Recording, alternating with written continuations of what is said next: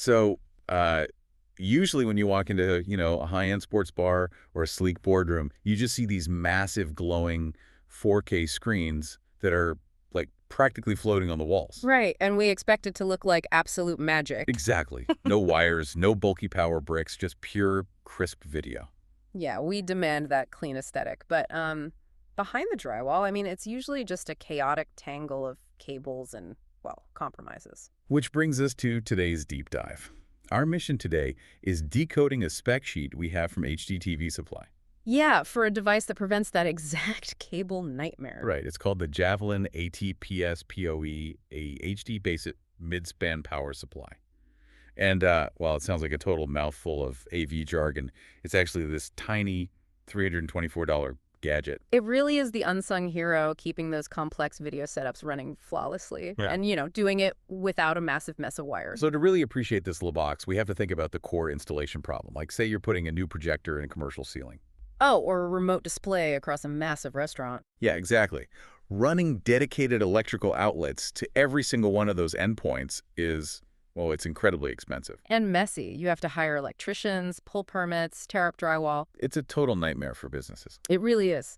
So instead of bringing the wall outlet to the device, the Javelin brings the power through the data cable. Right. It's using the IEEE 802.03 AA power over Ethernet standard, or PoE, which, for you listening, just means it's sending the internet data and the actual electrical power over the exact same copper wire. Exactly. It's a 48-volt mid-span power injector. Wait, mid-span? So is this basically like a mid-air refueling tanker for data cables? I love that analogy. Yes, a refueling tanker is the perfect way to look at it. Because it sits in the middle and just pumps power directly into the Ethernet line, right? So the endpoint doesn't need its own wall plug. You nailed it. You can hide this compact box literally anywhere in confined spaces in the middle of the cable run between the transmitter and the receiver.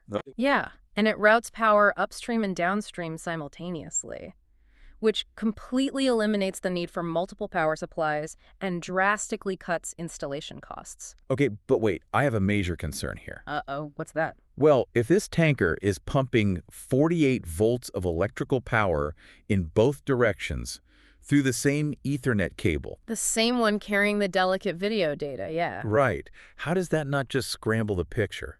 I mean, how do raw electricity and massive 4K data share the exact same wire without destroying each other?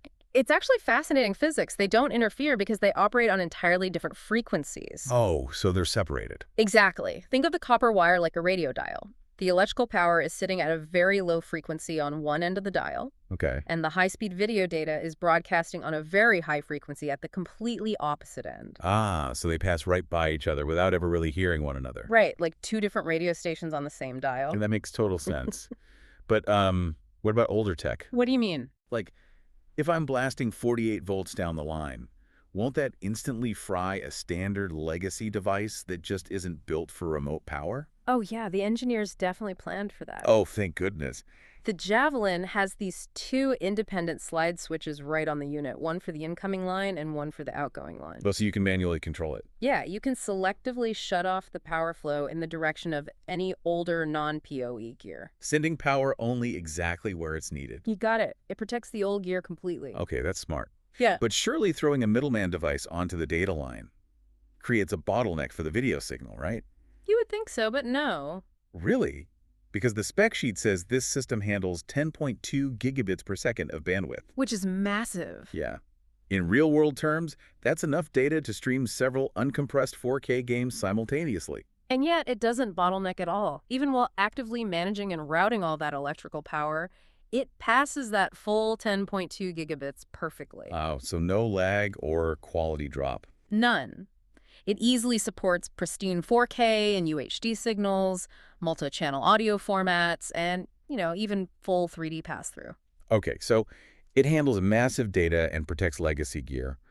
But why buy this middleman device at all? Well, Like, why wouldn't a business owner just upgrade their entire AV system to modern compatible tech? because it preserves their return on investment. I mean, ripping out an entire infrastructure just to upgrade one failing receiver or add a new screen is prohibitively expensive. Oh, right, especially in a massive commercial space. Exactly. So the Javelin acts as a bridge for legacy PoE systems. You drop this 3-inch box into the line, and your older legacy HDC CAT systems can suddenly shake hands with brand new receivers. That is incredibly practical. So the next time you find yourself marveling at a perfectly clean, wire-free 4K display in a public space, Remember, there is likely a low-profile 3-inch box doing all the heavy lifting behind the scenes. they really are the quiet champions of the AV world. Completely invisible, but absolutely essential. Literally holding the room together. Right.